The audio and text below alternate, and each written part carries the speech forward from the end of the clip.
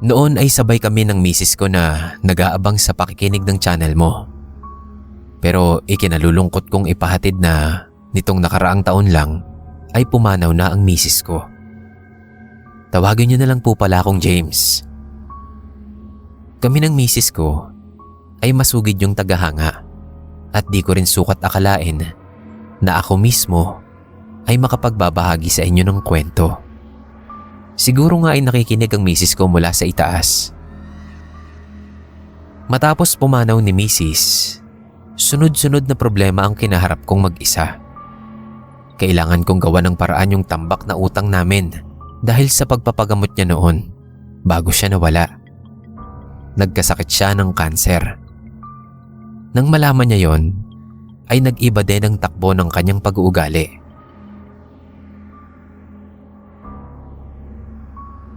Ugali niya na noon na mag-mine ng mga branded na bag online.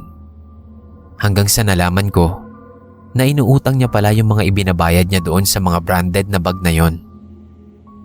Naintindihan ko din naman ang asawa ko. Dahil para sa kanya, gusto niyang mabuhay na nagagawa yung gusto niya.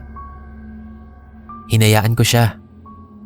Sabi niya, yun na lang daw ang nagpapasaya sa kanya. Hanggang sa kinaadikan niya na ngayon ang pagmamine ng mga bag sa online. Pwede naman daw niyang ibenta ulit yon ng mas mataas na halaga. Pambayad daw sa mga utang namin sa pagpapagamot niya. Humina na yung katawan niya at ang huling kayakap niya ay yung bag niya.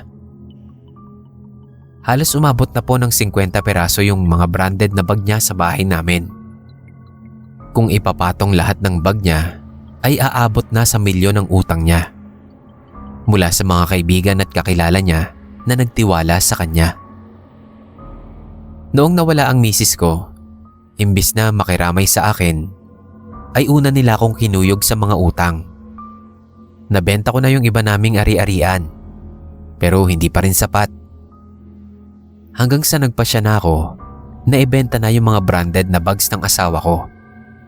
At dito na po nagsimula yung nakakatakot na pangyayari. Pahirapan magbenta dahil unang-una, saan ko naman iaalok ang napakamamahal na bag? Nabenta ko na nga lang sa mas mababang presyo. 3 ang una kong nabenta sa magkakaibang tao. Matapos ang 1 linggo, kinontak ulit ako ng isang nakabili ng bag. Nag-update sila na bigla na lang daw nawala yung bag na ibinenta ko sa kanila. Ang nakapagtataka, hindi lang sa iisang tao nangyari, kundi sa lahat ng bumili sa akin. Nag-isip na ako. Una kong naisip na baka nanakaw lang. Hanggang sa nag-ayos ulit ako ng mga bag ng misis ko para kumuha at ibenta ulit. Pero napansin ko, yung 3 bag na naibenta ko na, nandoon ulit siya sa cabinet ng misis ko, kasama ng iba pang mga bag. Tanda ko talaga na yun yung disenyo na naibenta ko. Kinilabutan ako. Nandoon yung 3 bag na parang hindi nagalaw. Tag-iisang design lang yon, dahil ayaw ng misis ko na nauulit yung design. Naiyak na lang ako kasi sigurado kong nagpaparamdam talaga ang misis ko. Wala naman akong ibang alam na paraan para mapadaling bayaran yung mga utang namin, kundi ang ibenta yung mga bags niya. Nang ibalik ko sa mga buyer yung bag, ay 1 linggo lang ang itinagal nun. At sila na mismo ang nagbalik ng bag dahil parang may nararamdaman na daw silang kakaiba sa bahay nila simula nung mapunta sa kanila yung bag. Baka raw nagmumulto yung asawa ko. Sa ngayon po, hindi ko na naibenta yung mga bag ng misis ko. Kasalukuyan akong naghahanap ng ibang paraan upang mabayaran lahat ng utang namin.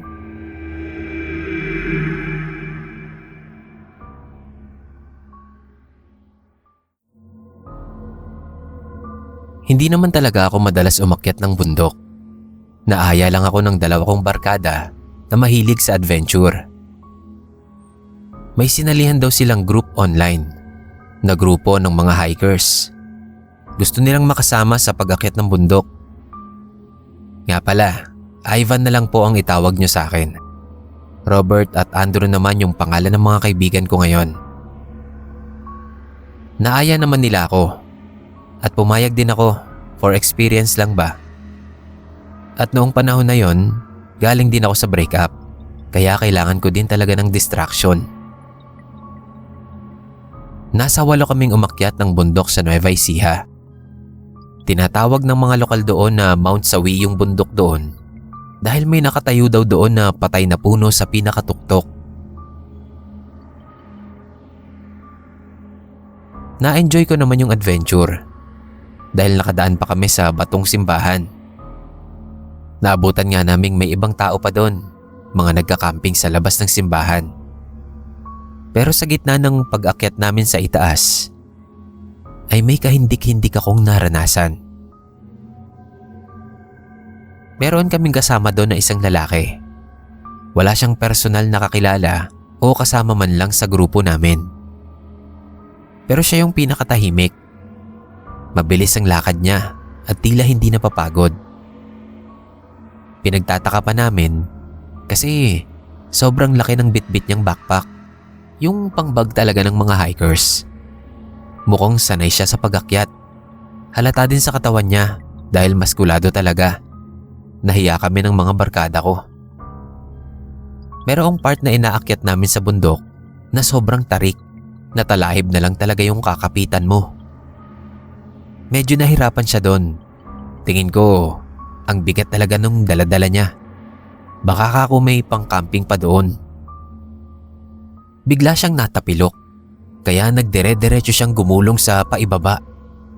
Pero nakakapit pa naman siya agad sa talahib.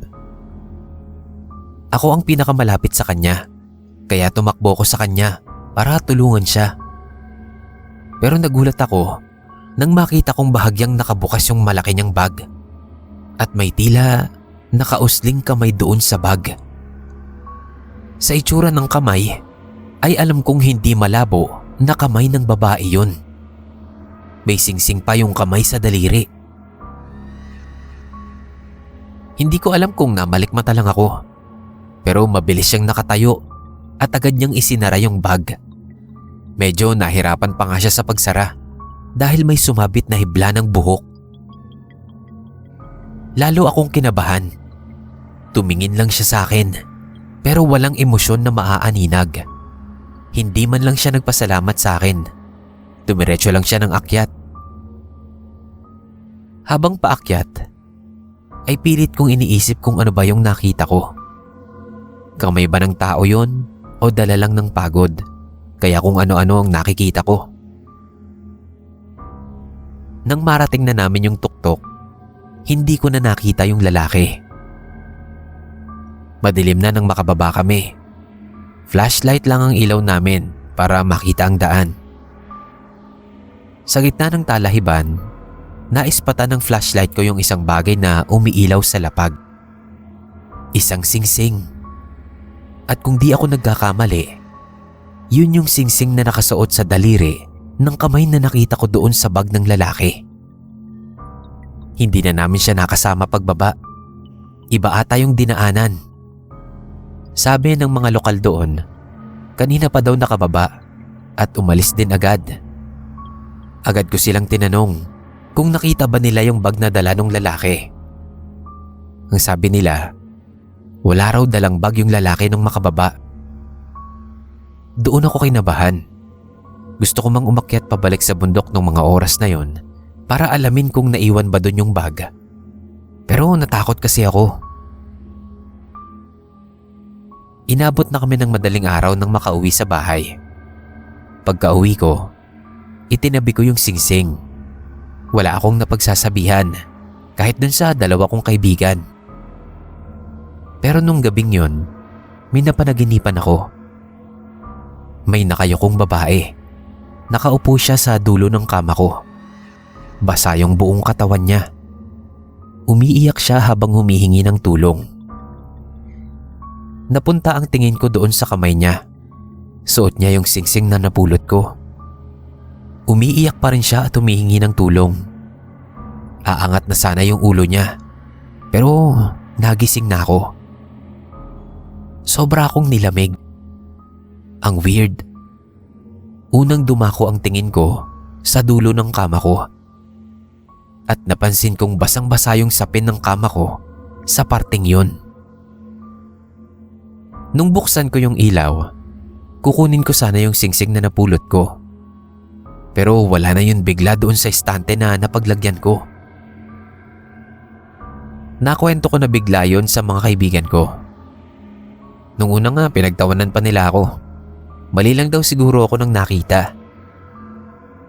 Pero simula nun, hindi na ako sumama sa pag-akyat ng bundok at baka may kababalaghan pa akong maranasan. Alam ko kasi na yung naranasan ko na yon ay totoo talaga.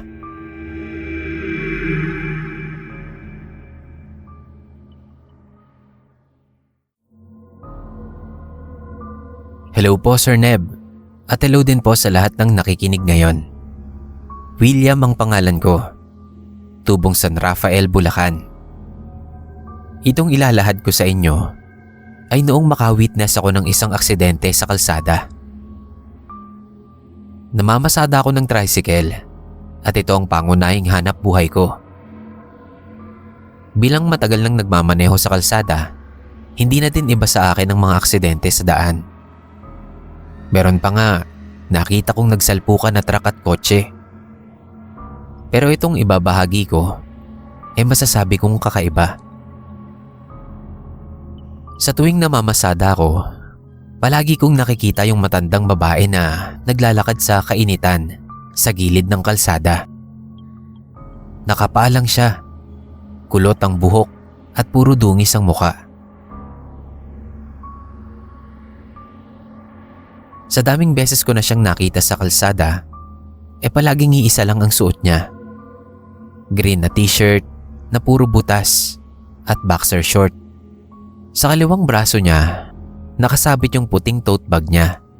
Puti talaga yung bag, pero nanlilimahid na sa dumi. Kaya mas tamang ilarawan siya na kulay tsokolate na.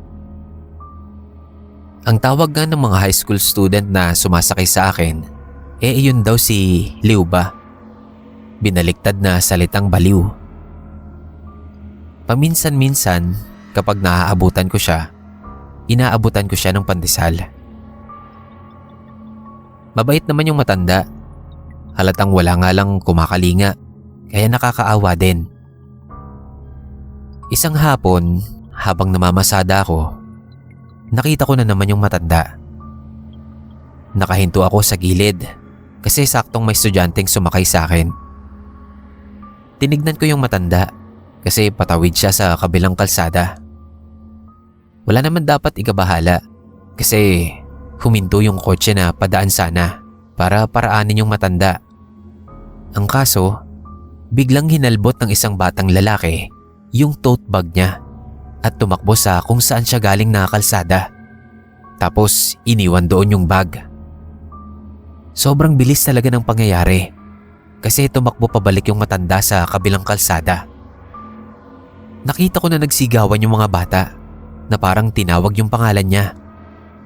Sa di inaasahang pangyayari, saktong may bus na dumaan. Nagsigawan yung mga taong nakakita.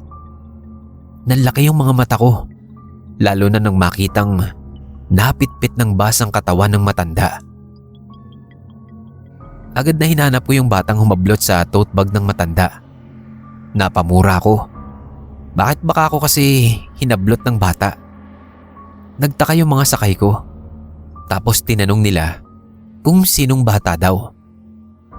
Kako yung batang humablot ng bag ng matanda. Baka hindi lang nila nakita kasi nga kakasakay lang nila sa akin. Pero nung magtanong-tanong ako, wala ni isa sa mga witness ang nakakita doon sa batang lalaki na humablot sa bag ng matanda. Nakakapagtaka kasi kitang-kita ko talaga na may humablot sa bag niya na siyang dahilan nga ng pagbalik ng matanda sa kabilang kalsada. Hindi na rin ako nakiusyoso pa ron ng matagal kasi may ihahatid pa akong estudyante pa uwi. Pero aaminin ko, na naapektuhan ako sa nangyari dahil kilala ko nga yung matanda at paminsan-minsan nakakausap ko pa. Kinabukasan ay nakibalita ako sa nangyari. Nalaman ko na malayo raw yung kamag-anak ng matanda at hindi mabibisita yung katawan dito.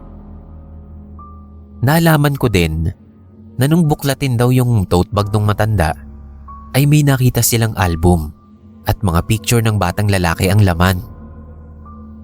Patay na daw pala yung batang yon at simula daw nang namatay ito ay tila nawala na nga sa tamang pag-iisip yung matanda at nagpalaboy-laboy na lang sa lansangan.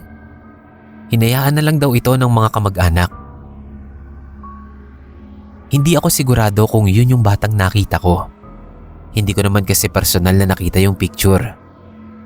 Pero malakas ang kutob ko na baka anak niya yung nakita ko nung araw ng aksidente. Kahit daw yung driver ng bus na nakasagasa, wala naman daw nakitang bata na dumaan. Tanging yung matanda lang daw. Tuwing madadaan ako sa pinangyarihan ng aksidente na yon, ay nag-aalay ako ng dasal. Para po sa lahat ng nagmamaneho, sumasakay sa mga sasakyan at sa mga tumatawid. Maigi po sana na palagi tayong mag-iingat at mag-alay ng dasal, lalo na at hindi natin alam kung gaano nakadami ang nabawian ng buhay sa kalsadang iyon.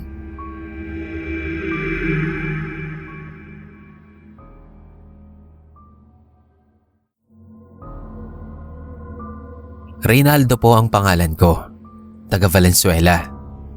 Siguro may nadinig na din kayong ganitong klase ng kwento. Pero itong kwento ko na to ay nangyari noong kabataan ko pa. High school ako nito. Naalala ko yung dati kong girlfriend na itago na lang natin sa pangalang Marita. Kahit bata pa ako nung mga panahon na yon, alam ko sa sarili ko na minahal ko siya. Dahil high school pa nga lang kami noon, wala pa akong pera. Kaya gumagawa lang ako ng paraan para magkapera pan-date man lang namin. 3rd month na rin namin. Naghanap ako ng pwedeng iregalo sa kanya.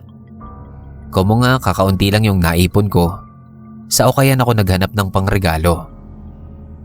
Nasaktuhan na nakita ko yung maliit na black na bag. Sabi ng tindera, branded daw yung bag na yon.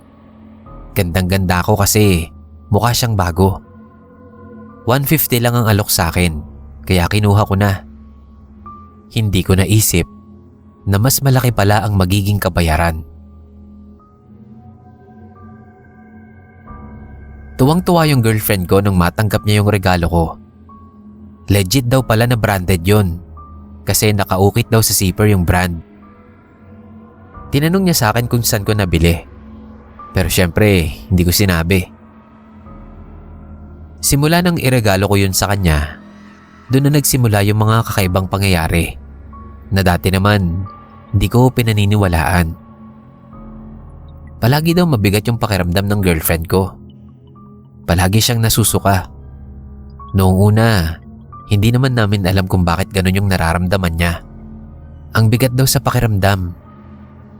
Hanggang sa naikwento niya sa akin na yung maliit niyang pamangkin nagsabi daw sa kanya na meron daw babaeng nakatayo sa gilid ng kama ng girlfriend ko. Hawak-hawak daw yung bag na itim na iniregalo ko sa kanya. Sabi ko, itapon niya na yung bag. Pero sayang naman daw, dahil nga regalo ko daw yun sa kanya. Nagpatuloy yung mga ganoong pakiramdam ng girlfriend ko. Ang laki na ng ipinayat niya. Namumutla na din ang balat niya. Nang ipatingin naman siya sa doktor, wala namang nakitang kahit anong sakit. Dinalaw na siya ng tita niya na taga Dipolog. Ipinakita niya dito yung itim na bag. Unang kita pa lang daw ng tita niya sa bag ay sumigaw na daw ito ng malakas. At inutusan siyang bitawan yung bag. Nagulat sila sa sumunod na sinabi ng tita niya. Kasi sa tuwing hahawakan niya daw yung bag, sa paningin ng tita niya ay wala daw ulo yung girlfriend ko.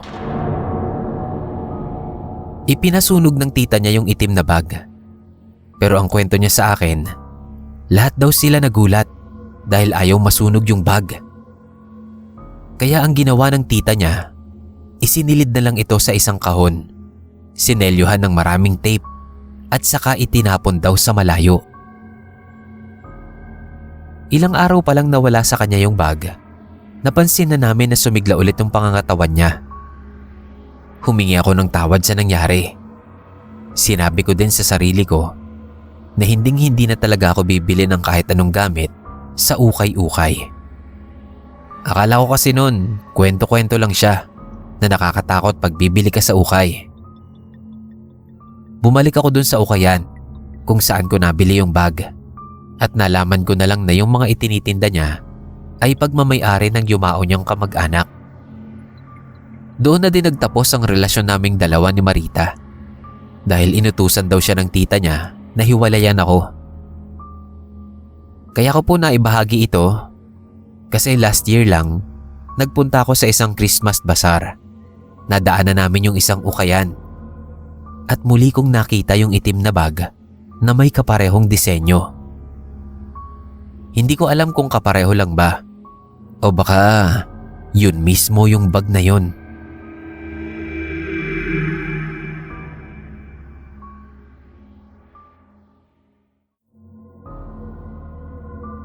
Kumusta po kayo mga kapasta? Patago na lang po ako sa pangalang Greg. Noong binata ako, aaminin kong pasaway po talaga ako. Lahat na siguro ng klase ng kalokohan nagawa ko na. Sakit nga ako sa ulo ng pamilya ko eh. Pero ngayon naman po, syempre bagong buhay na tayo. Disente at maayos na ang trabaho. Nasa magandang sitwasyon na rin ang buhay ko. Pero maikwento ko lang sa inyo, itong karanasan ko nung muntikan na akong mapatay ng sarili kong dugo. Meron akong kapatid sa tatay. Mas matanda siya sa akin. Si Ate Crisanta. Opo, magkaiba kami ng nanay. Sa father side ko, mahirap lang kami. Pero yung pamilya sa mother side ni ate, mayaman. Kapag nga bibisita sila sa bahay namin nakakotse pa. Maarte din siya at hindi nakakatagal sa amin kasi sobrang init. Di naman kasi uso ang aircon doon. Isang beses, isinama niya kami sa outing nilang magpapamilya sa isang private resort. Buong oras na nandun kami, ramdam namin na hindi kami welcome at panay panlalait pa yung kamag-anak niya sa amin. Lalo na yung tita niya na ayaw ipatabi sa amin yung anak nito. At panay pa ang parinig na amoy squatter daw ata yung nakuhang resort ni ate. Napuno na talaga ako, kaya ginantihan ko. Itinago ko yung kulay red na bag ng tita niya. Nagwawala na sa resort si tita ni ate. Baka daw kinuha ng staff yung bag niya. Kami naman, umuwi din kaagad at pinauwi na din kami ni ate noong nagkakagulo na. Baka daw madamay pa kami. Isosoli ko na sana yung bag. Pero pagbuklat ko nun, ay may mga credit cards at may malaking halaga ng pera sa loob. Ang ginawa ko, hindi ko isinoli. Niregalo ko sa nililigawan ko yung bag at yung pera na nakuha ko, ipinanlibre ko sa mga tropa ko. Laking tuwa ko nung araw na yon kasi first time kong makahawak ng ganun kalaking pera. Ilang araw lang siguro nang mairegalo ko yung bag ay biglang sumama ang pakiramdam ko. Nagsusuka na ako ng dugo. Namamanhid yung dalawang binti ko na halos hindi na po ako makalakad. Naninigas din yung mga panga ko. Hindi ako makakain ng maayos. Nabalitaan ko na lang sa ate ko na yung tita niya ay lumapit pala sa isang manghuhula para ipahula kung sino yung nagnakaw ng bag niya. At ang sabi daw ng manghuhula, malalaman daw nila kung sino dahil bigla na lang itong susuko at ang magnanakaw na daw mismo ang lalapit sa kanila dahil sa sobrang sakit na nararamdaman. Sobra akong natakot. Pero ang nasa isip ko kasi, baka nananakot lang. Imposible naman na malaman na ako yung kumuha. Tiniis ko yung sakit na nararamdaman ko. Pero mas lalo pang lumala yun. Tuluyan na akong hindi makalakad. Nakangiwi na yung bibig ko at para akong sinusuntok sa likuran sa sobrang sakit. Hindi ko alam kung anong ginawa nila. Kung ipinakulam ba nila ako o ano. Pero ang alam ko lang, hindi ko na kinakaya yung sakit. Para talaga akong pinapatay. Iyon pala ang ibig sabihin ng manghuhula. Kung bakit yung magnanakaw daw kusa na lang lalapit sa sobrang sakit. Nangihina na din ako nun. Dahil doon, nagsabi na ako ng totoo sa ate ko. Nagalit siya nung una. Pero nag-alala din siya sa kondisyon ko. Kaya pinakausap niya na lang ako sa tita niya sa call. Saka ayaw ni ate na ipakausap ako ng harapan. Dahil baka daw kung anong magawa sa akin. Abot ang sita at mura sa akin ng tita niya. Si ate ko ang nagbayad ng nawawalang bag. Ilang oras lang, nawala na yung kakaibang sakit na nararamdaman ko. Alam ko na hindi tama yung pagtrato nila sa amin. Pero mali ko din talaga na ginawa ko yung bagay na yon. Kung nagkataon pala, isang bag lang pala ang katumbas ng buhay ko.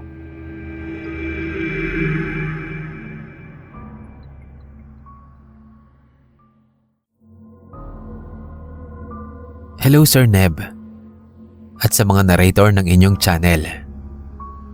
Ako po si Jeffrey ng Pangasinan.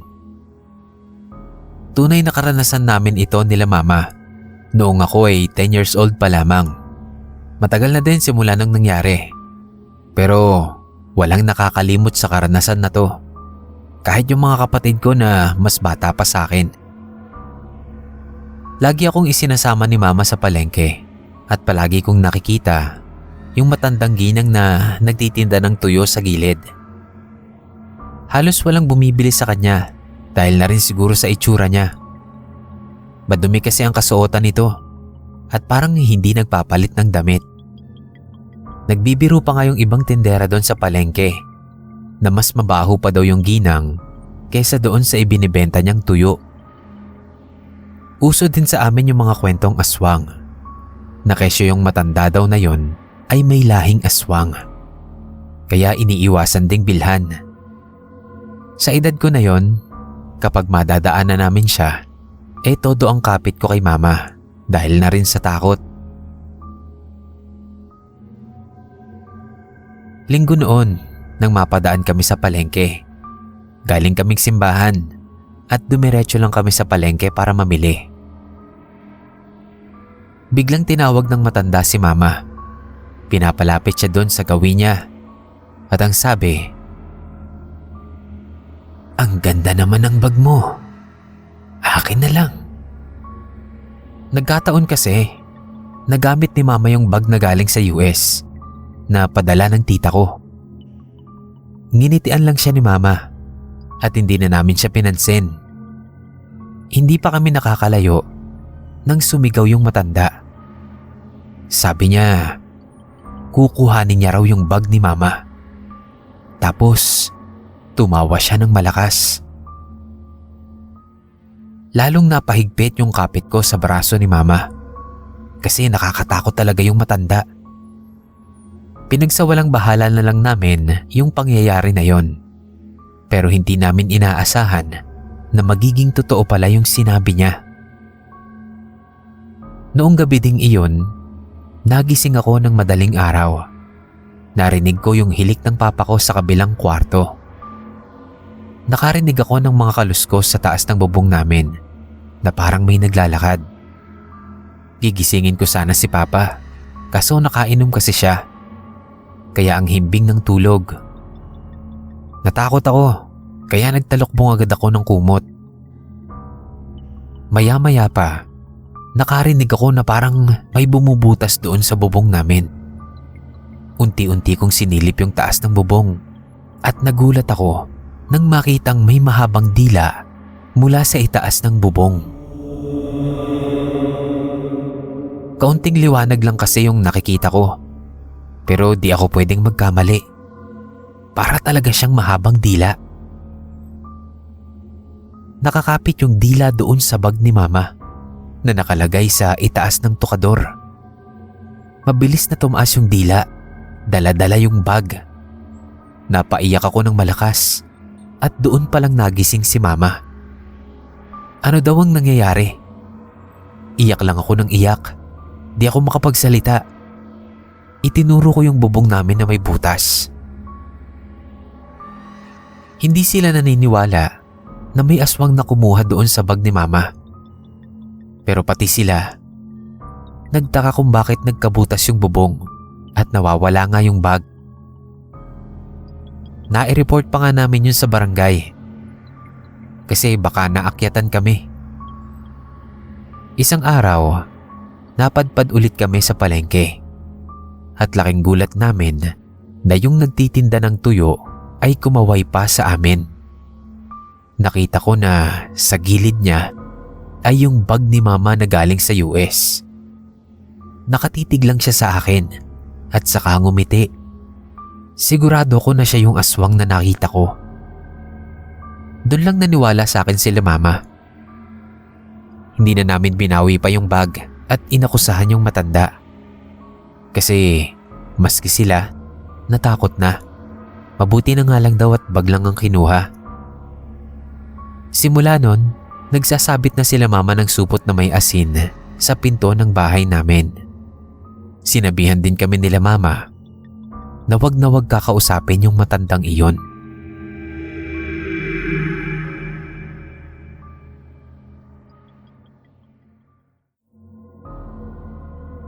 Hello po sa mga taga-Masbate na nakikinig. Thank you po sa pagpapaunlak sa akin na ma-share itong sarili kong experience. 6 na taong gulang lang ako nang mangyari to, pero tandang-tanda ko pa. Ito yung karanasan ko na ayaw nang ipabanggit sa akin nila Mama. Kasi maski sila, natatakot din kapag naaalala yung karanasan kong yun. Itago nyo na lang ako sa pangalang Fernando. Nasa ganoong edad ako nang magkaroon ako ng nakababatang kapatid na babae. Erika ang pangalan. Ang pagkakaalam ko nun ay ampon lang siya nila Mama at Papa dahil gusto nga nilang magkaroon ng anak na babae. 3 taong gulang na siya nung pumasok siya sa buhay namin. Nung una, hindi ko siya pinapansin kahit anong pagpapapansin niya. Hanggang sa napalapit na ang loob ko sa kanya at naging kalaro ko na. Wala din naman kasi akong magawa dahil nung edad ko na yon, hindi muna ako pinatungtong ng grade 1 dahil naging sakitin ako. Madalas na akong atakihin ng hika kaya nagpasya sila Mama na pansamantala na muna akong tumigil sa pag-aaral. Bata pa naman daw ako kaya kaya ko pang makasabay. Si Erika ang madalas kong kasama kapag may kalaro akong ibang bata. Halimbawa mga pinsan ko. Nagagalit siya at sisirain niya yung laruan ko na ako naman ang napapagalitan nila Mama. Pero isang araw, bigla na lang siyang nawala. Bumisita yung kaibigan nila Mama na pastor.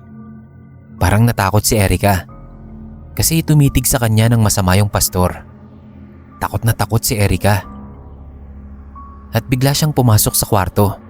Nagtago sa ilalim ng kama ko. Sinilip ko ang ilalim ng kama. Inexpect ko na makikita ko siya. Pero bigla siyang nawala.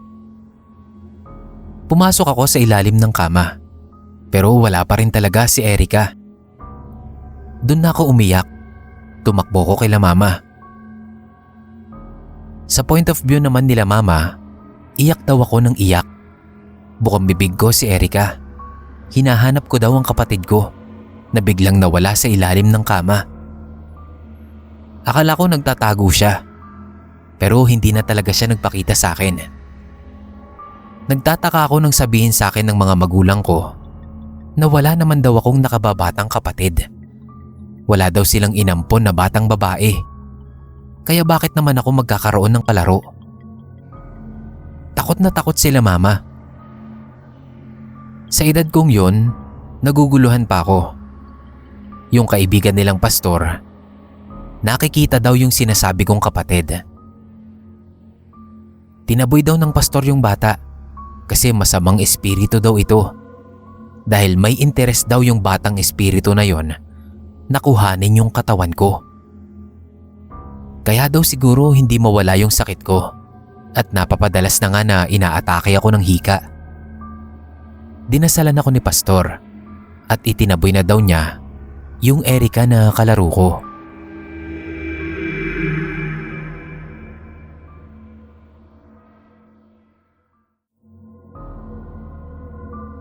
Kwento ito ng karanasan ko noong ako'y binata pa. Pwede niyo po akong tawaging Paulo. Kung ilalarawan nga ako ng mga pinsan ko, ako daw ay matinik sa babae. Noong maganda pa ang katawan ko. Ngayon kasi, napabayaan na sa kusina. Aaminin ko na noon, mahilig akong maglaro ng feelings ng mga babae. Pag alam kong may gusto sa akin, pinaglalaruan ko. Saka ko iiwan. Madalas, one night stand lang ang trip ko. Ayoko talagang mag-commit sa isang relasyon. Lalo na, lumaki ako na hindi buo ang aking pamilya. Siguro deep inside, na-trauma ako at ayokong mag-settle sa iisa lang. Takot din akong magpamilya, kaya nilalaro ko lang talaga ang pag-ibig. At siguro, nakarma ako mga kapasta dahil sa mga pinagkagagawa kong yun. Noong foundation day ng university namin, may nakilala akong babaeng taga-engineering department. Hindi naman ako lasing, nakainom lang. Nakakwentuhan ko siya. Hindi ko na nga kinailangan na mag-effort na lumandi dahil siya na mismo ang nagaya sa akin at nagpunta kami sa pinakamalapit na apartel. Unang beses kong nakapasok doon kasi usually sa motel ako nagpupunta. Pero itong babae, doon niya ako inaya. May pagka-creepy pa ang lugar dahil doon sa hallway bago ka makarating sa kwarto, hile-hilera ang mga santo. Halatang halata na sobrang relihiyoso ng may-ari. Uminom pa kami at nangyari na nga ang dapat na mangyari. Sa sobrang kalasingan ng babae, ay sa lapag na siya nakahiga, samantalang ako nasa kama. Umiikot na ang paningin ko at wala na din akong lakas na bumangon para iakyat ang babae sa kama. Kaya hinayaan ko na lang siya sa ibaba at natulog. Madaling araw, nang bigla akong nagising nang maramdaman kong may dumantay sa hita ko. Nakaflat ang higa ko noon at nakabukaka. Sa isip ko, baka nagising na yung babae at tumabi sa akin. Ginilid ko yung ulo ko at tinignan ko yung babae. Nakasubsob siya sa unan at yung hita niya dumantay sa akin. Akmang tatanggalin ko na sana yung pagkakadantay niya nang manigas ang buo kong katawan nang makitang may umaagos na dugo sa paang nakadantay sa akin. Hindi ako makagalaw. Agad akong napatingin sa ibaba at nakita ko yung babaeng nakahiga pa rin sa lapag. Bakit may babae sa tabi ko? At sino yun? Bumalik ang tingin ko doon sa katabi ko at mas lalong natakot ako nang nakatagilid na yung babae paharap sa akin at nakadilat ang mga mata niya pero puti lang ang nakikita. Pinilit kong makagalaw pero pakiramdam ko parang may sumasakal sa akin. Hindi ako makahinga. Pakiramdam ko nung gabing yon, mas lalong bumagal ang oras. Parang ilang oras akong hindi nakatulog at ramdam na ramdam ko ang presensya ng babaeng katabi ko. Siguro mga 2 oras makalipas, bigla ko nang naigalaw yung paa ko. Ang bilis kong kumilos. Umalis na agad ako sa lugar na yon nang hindi nagpapaalam dun sa babaeng nakilala ko.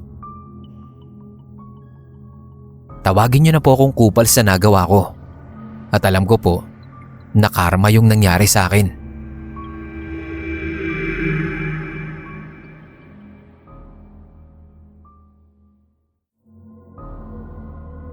Magandang hapon po sa lahat. Avid listener po ako ng inyong channel at inaabangan ko po talaga ang pag-upload nyo sa bawat channel ninyo. Isa po ang Ambar sa mga pinakapaborito ko. Nico po ang pangalan ko, tiga Lucena. Kamuntikan na po akong magpari. Hindi ko nga lang natapos yung pagsiseminaryo ko. Disclaimer lang po, hindi naman dahil dito kung bakit hindi ko natuloy. Masyado pong personal. Kaya maiging hindi ko na lang din ibahagi ang parteng yun ng buhay ko. Pero siguro, hindi ako nakatadhana para doon. Noong 2017, parte ng proseso ng aming pagpapari ang ipunta kami sa isang liblib na sitio upang doon magpalaganap ng Kristyanismo. Kumbaga sa panahon na yon ay sinusubok ang pananampalataya namin. At ang pasensya, lalo na't pagpari ka daw kasi, dapat sobrang haba ng pasensya mo.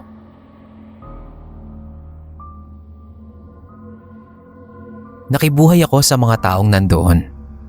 Nakita ko ang hirap ng buhay ng mga taong nakatira doon. Pinatuloy ako sa isang maliit na tahanan. Ang kasakasama ko ay ang isang mag-asawa at ang 4 nilang anak. Pinatuloy nila ako sa maliit na kwarto. Hindi daw nila masyadong nagagamit yon. Kaya doon na lang daw ako. Maliit na papag lang ang tulugan ko doon at manipis lang yung sapin kaya sumasakit agad ang likod ko. Malayo din ang nilalakad ko mula sa sitio na yon hanggang sa simbahan. Pero hindi yon ang pinaka-challenging na part sa pakikibuhay ko sa mga tao doon. May kakaiba kasi akong naranasan na siyang sumubok talaga ng tiwala ko sa Panginoon. Doon sa papag na hinihigaan ko, madalas kapag gabi, nagigising ako. Nadidinig ko na may kumakatok mula sa ilalim ng kamang tinutulugan ko. Hindi lang siya katok, malakas na katok na parang ginigising talaga ako. Ang ginagawa ko, nagdadasal ako. Pagkatapos ng dasal, hindi ko na nadidinig yung mga katok. Pero nung mga sumunod na gabi, mas lumala pa dahil hindi na lang katok yung nadidinig ko, kundi may naririnig na rin akong mga boses na parang nag-uusap-usap. Maliliit na boses siya na nanggagaling lang sa ilalim ng kama. Hindi ko lang maintindihan yung pinag-uusapan nila. Natakot ako, kaya nagdasal ulit ako. Pagkatapos kong magdasal, doon na nawawala yung mga boses sa ilalim. Tahimik na ulit at tanging kuliglig na lang ang naririnig ko. Kinaumagahan, sinilip ko yung ilalim ng papag at doon ako nabigla nang makita kong may punso sa ilalim nun. Yung bahay kasi na yon ay hindi sementado ang sahig. Lupa ang tinatapakan namin sa loob. Hindi lang isang punso yung nakatubo doon sa ilalim, kundi 3. Naramdaman ko agad yung kakaibang enerhiya na nanggagaling doon sa ilalim. Unang tingin pa lang sa mga punso ay ramdam ko nang hindi lang basta umbok yun ng lupa, kundi may nakatira doon. Tinanong ko sa nakatira doon kung alam ba nila na may punso doon sa ilalim. At doon nila sinabi sa akin na meron nga daw at hindi nila inaalis. Kasi nang subukan nilang buwagin yung unang punso, ay nilagnat daw yung isang maliit na anak nila. Kaya tuwing umaga daw, naglalagay sila ng nilagang itlog sa ilalim ng kama. Nakwento nga din nila sa akin na nadidinig daw nila yung maliliit na boses na nadidinig ko. Kung minsan pa daw, pagtanghaling tapat, ay may nadidinig silang takbuhan sa kwarto na tinutulugan ko. Parang naglalaro daw ang kung sino mang nakatira sa punso na yon. Kaya bago matapos ang misyon ko sa sitio na yon, ay nagdasal ako. Isinama ko sa dasal ang mga taong nakasama ko doon at hiniling na sana hindi na sila gambalain ng kung anumang mga entity ang nakatira doon sa ilalim ng kama.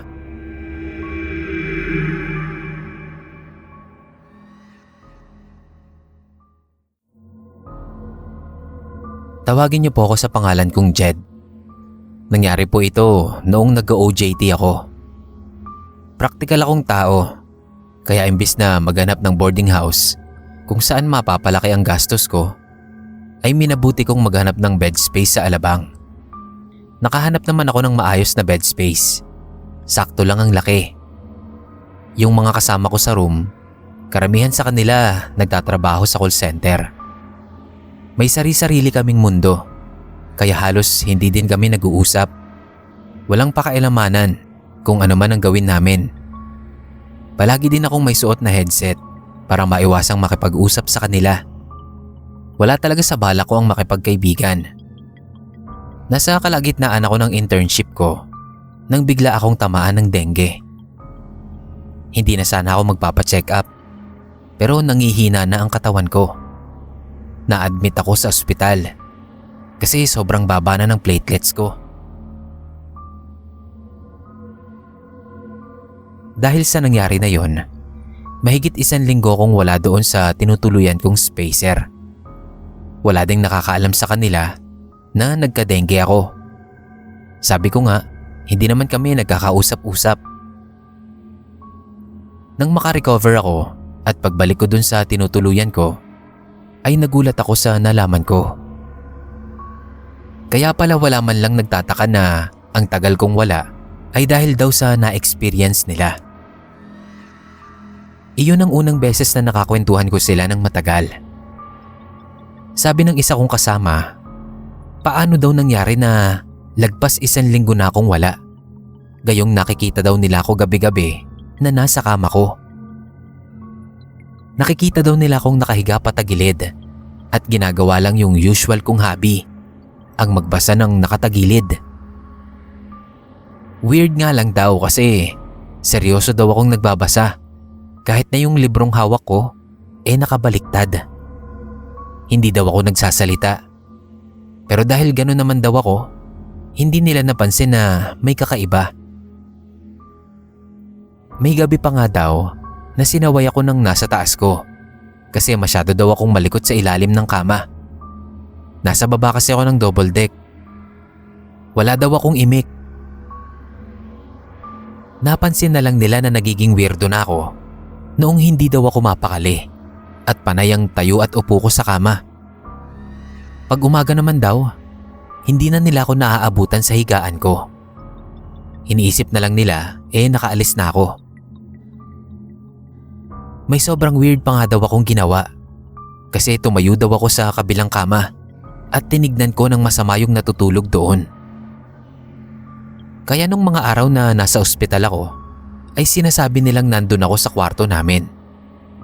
Muntik na daw nila akong ireklamo sa may-ari dahil nga sa nagiging asal ko. Natatakot na din daw sila kasi akala nila nakatira ako ng illegal na gamot. Gulat na gulat talaga ako mga kapasta. Pinakitaan ko sila ng picture ko sa ospital na nagpapatunay na na-admit nga ako at nagkaroon ng dengue. Kilabot ang naramdaman naming lahat. Natatakot man ako sa narinig kong kwento sa kanila, tiniis ko na lang dahil malapit na din namang matapos yung internship ko kaysa naman lumipat pa ako. Hanggang sa ako na din mismo ang naka-experience ng ganon. 5 a.m. Bumangon ako para makaligo at makagayak na. Bumangon ako at dumiretso sa CR. 20 minutes lang ang itinagal ko doon. Lumabas pa nga ako na nagpupunas ng ulo ko. Pagpasok ko sa kwarto namin, dediretso na sana ako sa kama ko. Pero nagulat ako nang makita ko ang sarili kong tulog na tulog pa rin. Napatakbo ko sa takot. Hinintay ko na muna na may magising sa mga kasama ko bago ako bumalik sa kwarto. 7 a.m. na ako bumalik. Pagkapasok ko, wala na yung nakahiga dun sa kama ko. Matapos ang internship ko, ay hindi na din ako bumalik sa lugar na yon. Lahat ng ginamit kong bedsheet, punda at saka kumot sa kama na yon sinunog ko.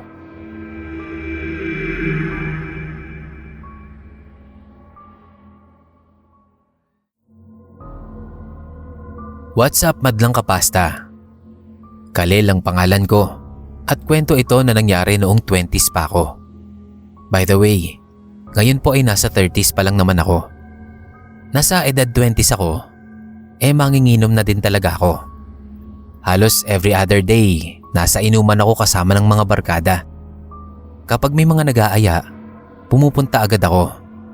Kaya dati nga nun, laging galit sa akin yung magulang ko dahil alak na daw ang dumadaloy sa ugat ko. At dahil nga sa pag-iinom ko na yon, ay nagkaroon ako ng isang nakakatakot na experience. Nag-aayaan na mag-inom dahil birthday ng isa naming tropa. Nagsimula kaming uminom 6 AM hanggang madaling araw, kaya tinamaan talaga ako ng alak nun. Lasing na lasing ako. Basta ang alam ko, gumagapang na ako sa sahig. Ilang case ba naman ng pulang kabayo yung nadali namin? Ang huling naaalala ko, inaalalayan ako ng isang tropa ko at inihiga ako sa maliit na kama nilang gawa sa kawayan. Nagpupumilit nga daw akong umuwi pero hindi na ako makalakad ng maayos. Baka maaksidente lang daw ako. Nagising ako madilim pa. Sa wari ko, wala pang isang oras nang makatulog ako. Kasi naririnig ko pa yung kantahan nila sa videoke. Ibig sabihin, may nagiinom pa sa labas. Ang bigat ng pakiramdam ko nun. Para akong masusuka. Umikot yung paningin ko. At nung babangon na sana ako, nagulat ako nang may 4 na madre na nakatingin sa akin ng malapitan mula sa pagkakahiga ko. Tapos sunod nun, narinig ko na yung boses nila na parang nagdadasal ng malakas. Mas malakas pa yung boses nila. Natalo pa yung nadidinig kong kantahan sa labas. Umurong yung suka ko at parang nahimasmasan ako sa takot. Napapikit na lang ako at nagpanggap na tulog pa. Nanayo lahat ng balahibo ko nang maramdaman ko yung malamig na hininga na dumampi sa noo ko. Parang hiningahan pa ako. Sa mga oras na yon, gusto ko nang tumakbo. At ganoon na nga lang ang ginawa ko. Napabangon na ako at kumaripas ng takbo. Hindi pa tuwid ang takbo ko. At sa akin na malas-malasan pa, tumama ang ulo ko sa sahig nang masubsob ako sa pagmamadali. Hindi ko na talaga nararamdaman yung tama ng alak ng oras na yon. Pero hindi ko alam kung bakit hindi ko madala yung katawan ko. Iniangat ko yung ulo ko at nakita ko yung 4 na madre na nakaupo na doon sa kama at tinititigan ako ng masama. Saktong pumasok yung isang tropa ko at nakita niya nga akong nasa sahig na. Hindi ko na malaya na sobrang lakas pala ng pagkakauntog ko, dahilan para magdugo yung ulo ko. Naisugod patuloy ako sa malapit na health center sa kanila. Akala nila simpleng aksidente lang, dala ng kalasingan. Pero ang di nila alam, may dahilan kung bakit ako na-aksidente. Galit sa akin yung magulang ko. Nang dahil daw sa pag-iinom ko, naa-aksidente pa daw ako. Bumisita sa akin yung nakainuman ko nung gabing yon. Kasama yung tropa ko na may-ari ng bahay kung saan kami nag-inom. Naikwento ko nga sa kanya yung patungkol dun sa madre na nakita ko. Nakita kong nagbago yung reaksyon ng mukha niya. Saka niya sinabi sa akin na wag ko daw sasabihin sa kahit kanino. Kasi daw, dati palang simbahan yung bahay nila. Tas nakuha daw nila yung maliit na kama na yon doon sa simbahan. Gusto nga daw nila sanang itapon, pero yung lola nila hindi pumayag. Kwento pa niya sa akin na nagpapakita daw talaga sa lasing yung mga madre na yon. Dahil noon daw ay meron daw ng gahasa doon sa 4 na madre na yon. At sa labis daw na kahihiyan ay sabay-sabay daw na nagpakamatay ang mga ito. Kinilabutan ako sa narinig ko. Pero bigla din naman niyang binawi. Sinabing joke lang daw yon. Tinatakot niya lang daw ako. Kaya hindi ko rin po talaga alam kung totoo ba yung sinabi niya. Pero malakas ang kutob ko na may katotohanan yon. Lalo na nga at nakita ko mismo yung 4 na madre na yon.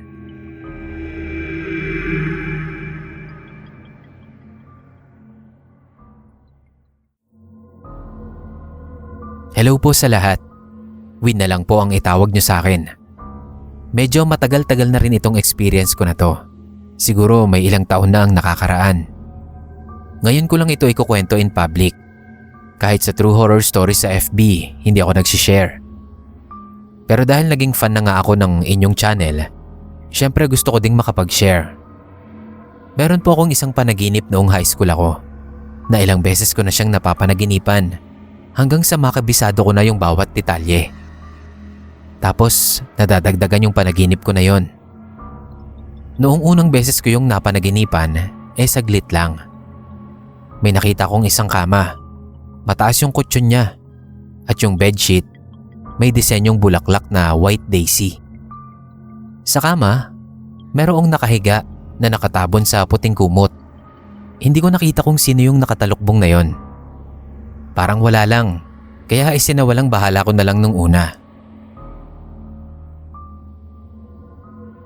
Hanggang sa napanaginipan ko na ulit siya matapos ang 1 linggo. Ganun ulit yung nangyari. Nakita ko ulit yung parehas na bedsheet at saka yung taong nakatalukbong ng kumot. Pero sa puntong yun, biglang nag-alis ng talukbong yung taong nakahiga. At nakita ko yung taong yun. Ako pala yung nakatalukbong dun sa panaginip ko. Naputol ulit yung panaginip ko.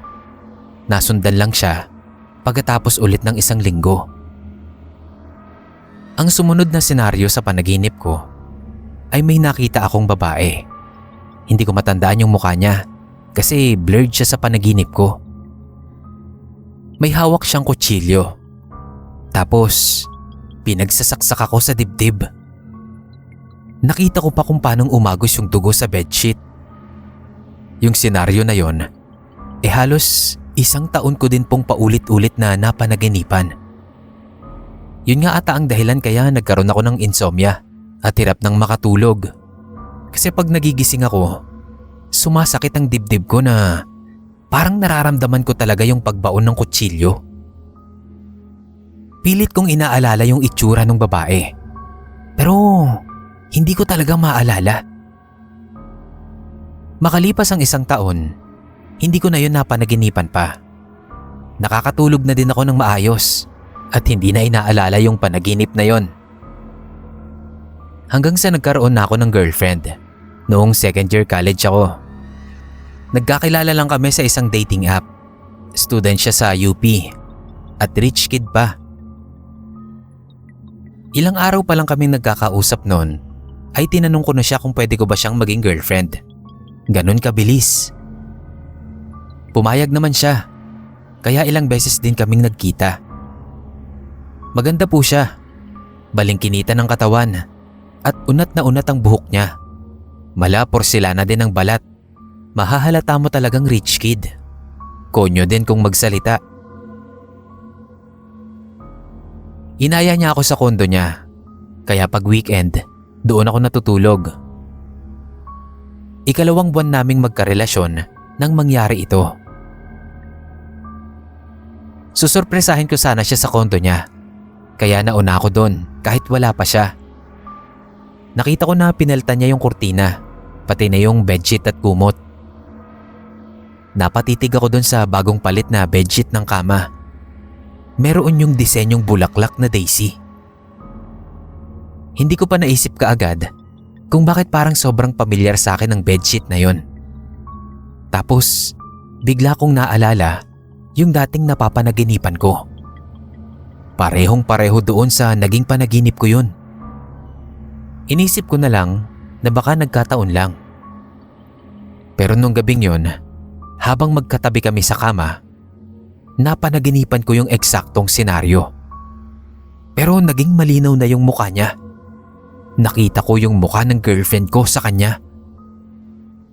Pawis na pawis ako nang magising ako nun, kahit naka-aircon naman kami. Nanginginig yung braso ko, tapos tinitigan ko yung babae sa tabi ko. Kamukha niya yung babaeng sumaksak sa akin sa panaginip. Sa takot ko po na mangyari yung panaginip ko na yon, ay bigla na lang akong nawala. Hindi na ako nagpakita sa babae. Walang paapaalam. Inalis ko lahat ng komunikasyon namin. Kahit SIM card ko, pinalitan ko.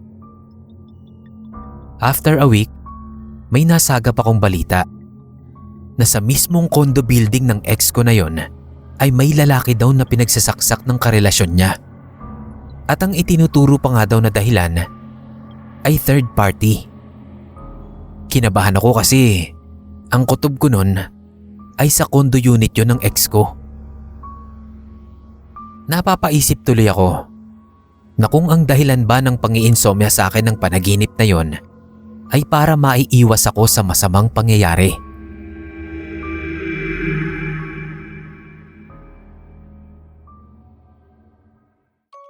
Yo mga kapasta! Ako nga pala si Kira, ang boses ng Nginig Stories, katang isip lamang at creepy encounters. Kung nagustuhan niyo po ang kwentuhan natin ngayon, invite ko lang po sana kayo na pasyalan din ang channel ko. Nasa comment section po ang link ng channel ko. Sana po mapasyalan nyo. Maraming salamat kay Senpai Neb at maraming salamat din sa inyo mga kapasta. Karinigan po ulit tayo.